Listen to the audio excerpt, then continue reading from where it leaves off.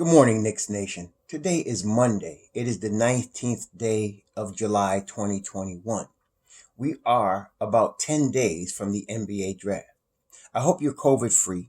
I hope you're healthy, that your household, your family is also COVID free and healthy.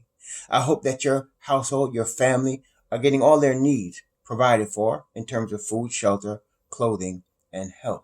Blessings upon those that work in the healthcare field that every day are seeking to save lives, no matter what day it is, no matter where it is, no matter what happened.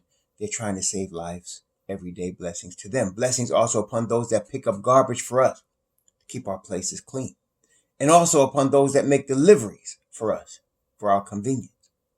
Double blessings on those trying to help boys and girls, men and women, children, teenagers from the clutches of sex traffickers, human trafficking, child molestation, and pedophilia, which is rampant, very rampant in the United States and around the world. Curses upon all those participating in these disgusting acts and in these disgusting industries and supporting them. Finally, blessings upon those that are trying to help the homeless. Nearly 600,000 people in the United States, and the numbers are getting larger. And millions around the world without a roof over their head. Blessing upon those that are trying to help the situation. And on those people themselves that are suffering, for theirs is the kingdom. Today, we're going to talk about a few things. I'm going to tell you, we're going to talk about how things may have just changed completely for the Knicks in terms of the draft, with the news that Jared Butler has been cleared to play by the NBA medical staffs. He has been cleared to play. And so that might change a lot. That might change things. Before we get into that, a couple other things. First, can we start with the Damian Lillard crap now? I mean, the man just came out and said he didn't ask for a trade. It was false rumors that he was going to announce he wanted a trade. And so can we stop with that? Can people stop tripping? I mean, I get the fantasy NBA 2K for a minute, but now the man has come out and said he's not asking for a trade. Okay. So the people, let's go back for a second and just establish what this means. All the people that came out, Clutch Sports, Clutch Point, whatever, worth crap. That's why you can't trust some of these people, what they're saying. Okay. It was just like a week ago. Damian Lillard's going to ask for a trade in a couple of days. All the headlines, it was all Twitter, it was all over the place. And then the man came up and said that's not true. So now we know, this garbage. Again, if it's not Ian Bagley, if it's not Shams, if it's not Adrian Wojnarowski, and it's the NBA, don't believe it. Okay? Don't believe it. Because it's crap. And especially, again, the Knicks are used as clickbait. I think, if there's a lot of teenagers, teenagers are generally prone to drama. So if it's a lot of teenage Knicks fans, I kind of get that. It's cool. But those of you that are supposed to be adults, come on, y'all.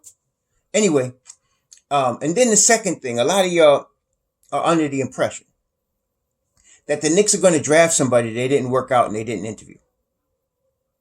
Again, they're not going to do that. And some people think, well, maybe they're, smoke screening, they're interviewing and drafting this guy, but they really want this guy over here. That's not actually how it works, y'all.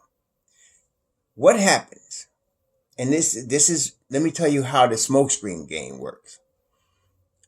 A team like the Knicks, let's take the Knicks because we're talking about them. So they will interview a bunch of players, right? And they will work out players, but they will not let anyone know what player they're favoring. And by how they work out, like for example, the Knicks have interviewed Scotty Barnes, right? Scotty Barnes is, I think, every metric, everybody's expecting him to be top 10 in the draft, right? Probably top 6 in the draft, right? So somebody would ask, why would the Knicks interview Scotty Barnes, right? They're not picking until 19. Are they trading up? Well, that's what they're doing. They're trying to let you think that they might trade up. So they interview Scotty Barnes. They interview a book night, right? They interview players that are going to be in the top 10. So now people think they might trade up. But then they turn around and interview Bones Highland, who many mocks have him in the second round. Okay. Then they turn around and interview a whole bunch of other players in between. So that you don't know what they're going to do. Are they going to trade up? Are they going to stay where they're at? Are they going to trade their picks? And there's all kind of speculation, but nobody really knows what they're going to do. But one thing I can tell you for sure, guaranteed 100%, unless they have worked out a player or interviewed him, they are not going to draft him. Okay. So you can cross off anybody they haven't interviewed off the list. Okay. I mean, I'm just telling you, I know a lot of people have their mindset, oh, this guy would be really great for the Knicks. I wish they draft this guy, but you want to be realistic. Look at who they have interviewed and who they have worked out. That's going to tell you the pool of players that they're really looking at to draft. Okay. Okay. So when they're looking in the top 10 or they're looking in the second round, they're looking at players around the time they're going to pick.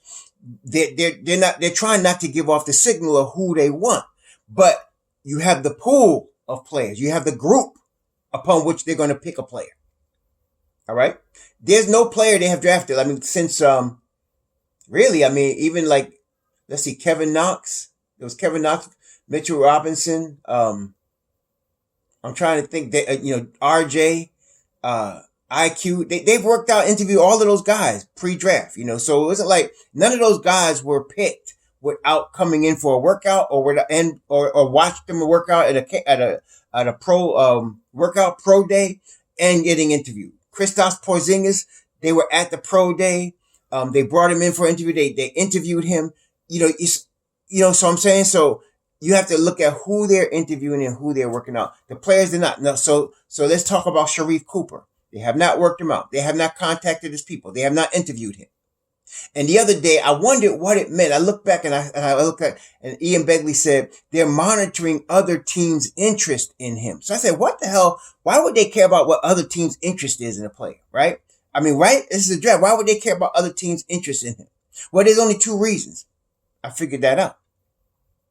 Either they're trying to see, okay, if he gets drafted before 19, then one of the guards they're looking at would not have been picked yet, right? So if they're looking at Jaden Springer, they're going to talk today about Jared Butler. If they talk Miles McBride, so if they're looking at where Sharif Cooper might be like the measuring stick of where the guys they're looking at may fall. So if Sharif Cooper comes in at 18 or 15 or 16, that means another guard is going to come toward them, right? So they're monitoring other teams' interest in him, right? Somebody might say, well, they might be monitoring other teams' interest to see if they need to trade up to get him. That's the second thing I was going to say. But that would only be relevant if they worked him out or interviewed him, which they haven't done. I know I'm disappointing some people, but I'm just trying to tell you, we got to be real about this. Trey Mann has not received a call from the New York Knicks, has not been interviewed by the New York Knicks, has not been worked out by the New York Knicks. Now I'm going by what the media that we looking at. We talking about Ian, we talking about Woj, we talking about Shams. And then I even look like for stuff like this, Hoops Hype, if they get, players that they have gotten interview or work out. Okay, so Trey Mann hasn't been worked out by the Knicks. He's been worked out and interviewed by a lot of teams, not the Knicks. Same with Sharif Cooper. Not the Knicks, though. Okay? So, and Chris Duarte is another guy. Now, unless they interviewed him before the draft, he's been worked out by at least 5 teams. None of them are the Knicks. He's been interviewed. No, the Knicks have not done that. Okay? So, I know people say, well, we need to get this one or we need to get that one. You can say what you need to get all you want. It's like one time I had a friend, him and his wife was getting divorced and he had the house in his name. And his wife was like, I'm thinking about, taking money out the house. And my man said to her, your mind might be on it, but your hands are not going to be on it. And that's what it is with some of these players. Your mind might be on them, but that don't mean they picking them. Right? If they ain't worked them out and they, I think, okay, what you think is cool, what I think is cool. But if they ain't worked the dude out or interviewed him, you can forget it. Okay. It's not going to happen. Now, speaking of real news, last week, earlier in the week, the Knicks interviewed Jaden Springer again. Okay. So we know that he was at the combine. We know they interviewed him at the combine. And then last week they interviewed him again. Now, the interesting thing about that though, is that second interview, which obviously says they're interested in him, came before the news that Jared Butler was cleared. Okay. So the interview might have happened like a week ago, like last Tuesday. And then Thursday, everybody in the world got the news that Jared Butler was cleared. And that's why I'm saying that could change things. Okay? So let's talk about Jared Butler. To me, I know everybody's into Davion Mitchell. And I'm not saying Davion Mitchell is not a good player. And I'm not saying he's not lottery. I'm glad we're not picking him, though. I'd rather have Jared Butler. Okay? I'd rather have Jared Butler. And the reason is, to me, and I'm not, again, let me put it to you this way. When I'm looking at draft picks that I think the Knicks are interested in, I'm looking at the least bust risk. I'm trying to minimize the risk of a bust. Now, not everybody thinks like that. There's some people that want to, roll the dice. They'll even say, let's roll the dice on this guy. Let's roll the dice on that guy. And I hear you. It depends on how you look at investments. I'm more of a conservative guy. I like a balanced portfolio. You understand? I'm not a guy to just say, okay, what's the one that I can pop the highest? Let me throw my money at it. Because to me, all of these players are investments. They're investments. You're investing in your organization. You're investing in your team. And again, we're talking about long-term sustainable winning. So you want to invest in players that are going to fit a system that you have with your Tom Thibodeau's, your Johnny Bryant's, and your Kenny Paynes. And you want to have a 50-win season every year. You want it to be like automatic, like with San Antonio for like 20 years. You could just write in 50 at least, 50 wins. Okay? For like 20 seasons. Now, recently, there's been a lot of shakeups since the whole Kawhi situation happened with them. But that's been their consistent history. Wasn't so with the Knicks. Now, in the 90s, yes. In the 90s, when Pat Riley came here, the Knicks were a consistent 50-win team. Consistent. I want to get back to that. But you got to have an organization. So you got to invest in the players. This is your investments. It's not stuff that you're just not throwing stuff out there. Okay? So, as far as an investment, a safer investment, I think Jared Butler is the safer investment than Davion Mitchell. Davion Mitchell is skilled, talented, can shoot the rock. He's undersized. I think we all agree he's a little undersized. Okay. People like to compare him to Donovan Mitchell. Donovan Mitchell's a little bigger. And just to throw some name like Donovan Mitchell out at a guy is kind of difficult. It's hard. He might become that, but he might not. It's like last year with LaMelo Ball. 50% bust potential, 50% superstar potential. That's why I didn't want to really deal with him. Of course, it turns out he's going to be the superstar. But I didn't want to deal with him because I want something safer, And Obi was my fourth pick. Remember, if y'all remember, we were looking at Devin Vassell. I was looking at Isaac Okoro. I was looking at Tyrese Halliburton last year. And those are the guys I was looking at. And they were all available except Okoro. They were all available at the Knicks pick at 8. But anyway, and then we was looking at Pat Will, if you remember, from the Florida State boys. We were looking at the Florida State boys, right? And then Devin Vassell, Pat Will. But Pat Will went 4th, as you can see. So I want more safer picks. Upside with safety. What I'm looking for. Okay. Now, enter Jared Butler. 6'4", 193 pounds, 20 years old. Okay. Before we even talk about his basketball skill, the boy graduated college in 3 years. I like intelligence. I really like intelligence because it translates. Intelligence translates. Okay? It does. And there's a basketball intelligence. Like I had a cousin in the school, he was failing, all the time, flunking. But on basketball intelligence, he was a genius, right? He could read the court, could see everything going on before it happened, understand what was, like he was a genius on the basketball court. So there are people with basketball IQ that don't have academic IQ. But generally speaking, a guy that's intelligent academically is also intelligent on the basketball court. And Jared Springer graduated college in 3 years. Okay, so, and he went to Alabama first, transferred to Baylor. Okay, so I'm already liking him. High IQ. I'm already liking him. Secondly, there's very few holes in his game. I saw a draft video and they compared him, which I think is very accurate, to Fred VanVleet. And that's a very accurate comparison. I only think Jared Butler's bigger than Fred VanVleet and more athletic than Fred VanVleet, though Jared Butler is not like a tremendous athlete. He's more athletic and bigger than Fred VanVleet. But basketball IQ, high level of skill, excellent. And solid foundation as far as fundamentals, very few, if any, flaws in this young man's game. Okay? Does everything very well. He doesn't have the greatest wingspan. He's got like a 6'4" wingspan, which is average. I mean, he's 6'4", his 6'4" wingspan. But he plays excellent defense. Position defense. I wouldn't call him a guy that can guard 1 through 4 because of the lack of wingspan at this point. He's like Fred VanVleet can guard ones. Fred VanVleet's a good defender. He can guard 1s and 2s. Don't ask him to guard 3s and 4s though, because he's too small. Well, Butler's similar to that. He can guard 1s and 2s, and he might be able to guard 3 because he's, like I say, he's a little bigger than Fred VanVleet, but he can definitely guard 1s and 2s. Okay. Tremendous shooter. 40. He took 6 or 7. What did he take? He took 6 3-pointers a game at Butler. 42%. 47% from the field. Average 17, 5 assists, 3 boards, 3 turnovers. The turnover was a little bit deceiving if you watch the games. It was also his team. But and only took 13 shots a game. Okay, very efficient. I love efficiency. Very efficient. And the thing about him is that he's only 20. He's going to be 21, later in the summer, but he's 20 years old. And he's still, going to mature more as a player and in his body. Okay, he's going to mature more as a player. He's at very good size right now, 6'4", 193, but he's going to mature in a body player. He's an intelligent boy.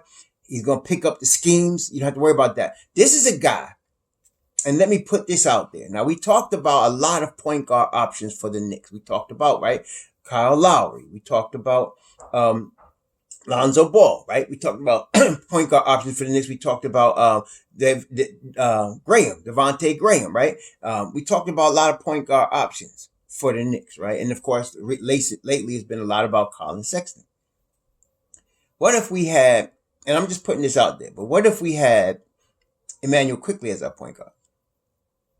What if we had Emmanuel Quickley as our point guard and we bring Butler off the bench with Derrick Rose? Okay. That would be really good. And especially then we could get a wing. We can get a wing player, a very high level wing player. Like if we wanted a Duncan Robinson, now we got the money to do it. We can get Duncan Robinson, Norman Powell, Kelly Oubre. I like Duncan Robinson at the top of those lists right there because of his shooting ability. So you put IQ out there with a Duncan Robinson at 6'7", Duncan Robinson. IQ at 6'3". Then you bring a 6'3" and 6'4" off the bench in your second unit. Okay. Jared Butler has the intelligence and the ability to do that, to break this rotation, to break into this rotation. I feel like he could do that. Okay. And the thing is, one of the best things about it, he should be available at 19.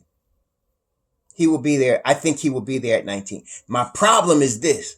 I want Trey Murphy the third also. I want both those guys. And my problem is, if we draft Jared Butler at 19, Atlanta might very well take Trey Murphy III. That's my problem. Okay. Cause I really want this kid Murphy as well for the same reasons. Fundamentally sound, high IQ, fits the profile we want in our system. 6'9" with a 7-foot wingspan. I want Murphy. I've been telling you that from before everybody else been talking about him. I was telling you about him and Duarte. At the end of the season, I was talking about Duarte, and then Murphy came up maybe like 2 weeks ago, and I was like, man, this is the boy right here. So I think everybody's now catching up to that, and everybody's looking at him. But the Knicks have interviewed him. They've interviewed Butler, and they've interviewed Springer. So I think what it is they are looking at the guard spot, Butler and Springer. I think they're looking at both of those kids, and depending on which one's available. And I would pick Butler first, then Springer by a close second. I mean, they're about the same size. Springer's 2 years younger, but Butler, I want Butler.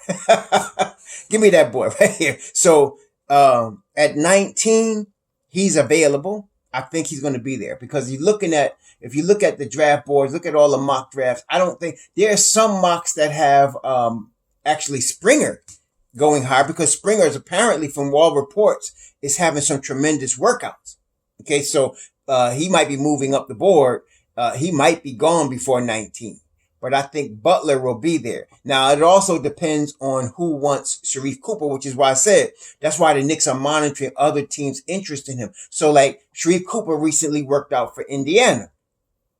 Like, a lot of people working out for Indiana, but just saying, he worked out for them. And if they pick Sharif Cooper at 13, that's another shot, that we're going to get our guy at 19. See, that's why I can see them monitor him. So I'm thinking, of course, the dream scenario, Butler at 19, Trey Murphy at 21. That's the dream scenario. Yeah. Butler at 19, Trey Murphy at 21 would be the dream scenario for me. That's what I'm saying. So, and then at 32, we could get Josh Christopher. At 32, we could still get Josh Christopher. Some people mocking us getting BJ Boston. I'm not into Boston. I'll tell you why. Look at Boston and Christopher. I mean, everybody, what they say, beauty's in the eye of the beholder, right? Beauty's in the eye of the beholder. So some people obviously love BJ Boston, but what I don't like, what I don't see, put it that way, in BJ Boston that I see in Josh Christopher, I like explosion. I like pop, I like to see that energy in terms of explosiveness athletically, if you're going to go with athletes. And Christopher has it. Boston doesn't. Boston gets to the rim, but there's not a lot of power there. You know what I'm saying? He kind of fights his way to it, and he uses length to score, but there's not a lot of power there. There's not a lot of oomph there. And it seemed like he was struggling against college competition in that way. That's what I perceive. See, there was no power. There was no pop in his game. And there's no other part of his game that stands out. Like his jumper doesn't stand out like, boom, like he could score. Like, he's a shooter, right? Like a dead-eye shooter, like a crisper, right? He don't have that. And he don't have that pop explosiveness athletically in his game. So I'm not real high on him, for the Knicks at all. I mean, and I hope that Kentucky thing don't overrule what I'm saying, because Josh Christopher, to me, is the better prospect at 32. He had, talk about explosiveness, Josh Christopher has it, okay? They talk about pop. He got it, okay? He just needs refinement, okay? Both of these kids are 19 years old, right? And so they could both develop into something, but I'm just saying, Josh Christopher got more pop in his game. So I'm looking at if we could get Jared Butler. If he's not there, if we could get Springer, get him, okay? And then we got to get Trey Murphy. To me, Butler and Murphy would be ace boom home run for the Knicks on this draft. And then if we could, pull up with Christopher. Now, they only really interview one center, 1-5 guy, and that was the guy Garza from Iowa.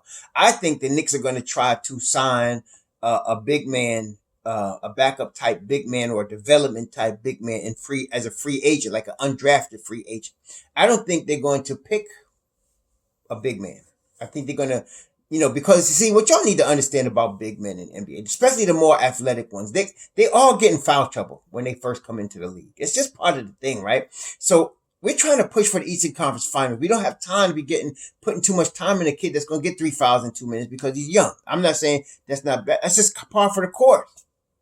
Okay? You'd rather get somebody that's more established. We talked about a Kelly Olynyk. Kelly Olynyk, he's a vet. He knows how to play. You want somebody like that. That's why I like Nerlens Noel. He's a pro. He could play with 4 fouls, 2 quarters like that if he needs to.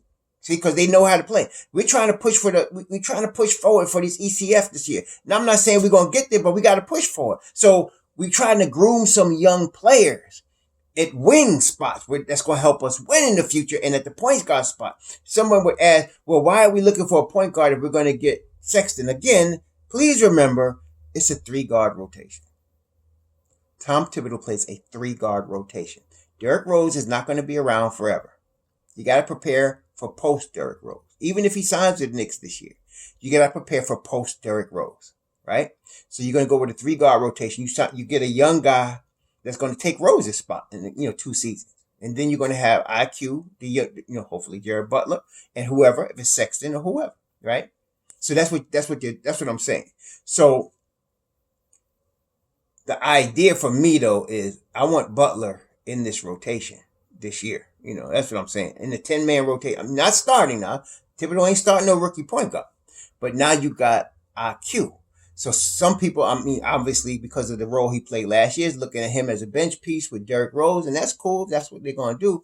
But there's an option to me, depending on, because IQ has played point guard his whole life. It's not like he's never been a point guard. He's a point guard that plays like a shooting guard. But you could start him. You could start him, and you could bring Derrick Rose and Jared Butler off the bench. And now you ain't spent no money.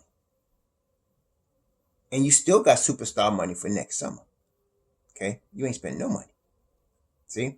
And you could get a Kelly Olynyk, and you could get a Duncan Robinson. Okay? So you have the options.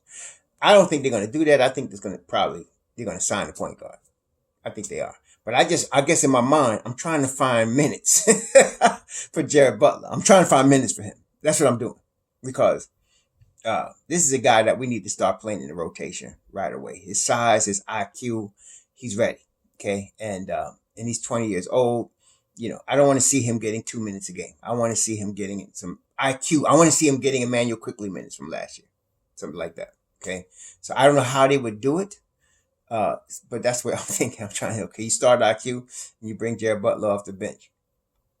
But if they sign a point guard, I'm not sure how they're going to do this. Maybe they don't bring Rose back. I don't know how they're going to do it. But Jared Butler, we got to get him at 19. This changes things to me. Now, I don't know if the Knicks feel that way. I could tell you they did interview him, as we talked about. They interviewed him, okay, at the combine. Even though he wasn't going to play, they interviewed him. And now what the key thing is this point. Listen, at this point, I want to watch and see if they bring him in for a workout. Because he couldn't play. Remember, he couldn't play at the combine. So let's see if they travel. He's another Louisiana boy. What is it with these Louisiana boys, man? You got Mitchell Robinson. We just had Alfred Payton. And we talk about Kelly Oubre. What's up with these Louisiana boys, these Bayou boys, man? I don't know. But Jared Butler's another boy from Louisiana. So I don't know if they're going to travel someplace or bring him in. I want to see if they bring him in for a workout. They got to bring him in for a workout. To me, then I would know for sure they're targeting him as the first pick they get at 19, because they haven't been able to work him out because of health conditions. So that's the next shoe to drop in this scenario. I'm watching to see if they call Jared Butler in for a workout, because I'm sure his agent is getting calls off the hook right now from teams that are looking to have him come in for a workout. I want to see if the Knicks are one of them. If that's the case, then we know what's up. If it's not, I'm telling you, they're leaning toward Jaden Springer, because they've interviewed him twice now. They've seen him in this combine. They've interviewed him twice. Okay. Why you need to keep interviewing the kid for if you're not really interested in drafting him? So this is the second time they did it. So I think it's Jaden Springer and Jared Butler are the two kids they're looking at the point guard spot in their first. And then of course they got the second tier with McBride and Bones in them. So, but Jared Butler at 19. Trey Murphy at 21. Let's do this. You'll have a good Monday. Shalom.